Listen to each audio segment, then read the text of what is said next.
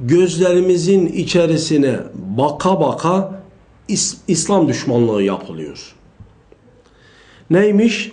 Okulda, lisede başörtüsü ile okula giden öğrenciler var imiş. Baş açık bazı bayan öğretmenler baskıyla örtündürülerek okula, derslere başı kapalı olarak girdiriliyormuş gibi yine malum haberler. Yine Eğitimsen, bu sefer yer Malatya. Yine karanlık bir düşünce ve yine başörtüsü hazımsızlığı. Yalnız biz bu meseleyi açıkça ifade etmemiz gerekirse Eğitimsen açısından çok görmüyoruz. Onlar yapacaklarını yapıyorlar. Söyleyeceklerini söylüyorlar. Kendi mücadele alanlarıdır.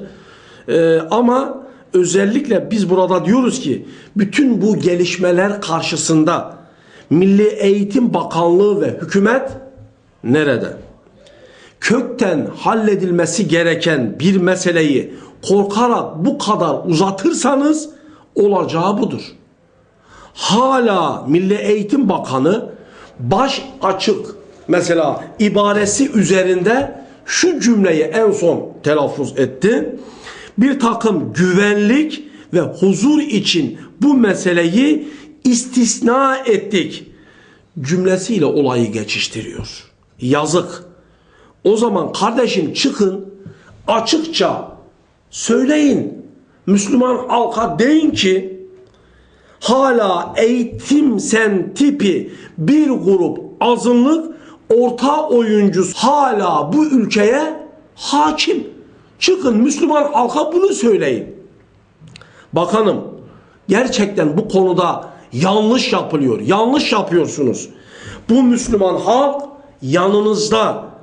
Allah'a hesabını veremeyeceğiniz bir meselede geçiştirici sözlerle olayı örtbas etmeyin. Bir sonraki adımda bakan olamayabilirsiniz. Alnınızdaki bu kara leke ile Allah'ın karşısına çıkmayın diyoruz. Ve bu arada sivil toplum kuruluşlarını yine bu mesele üzerinde, bu yönetmelik hususu üzerinde tepki vermeye davet ediyoruz. Ve bu konunun önünün kesilmemesi lazım ki konu çözülünceye kadar.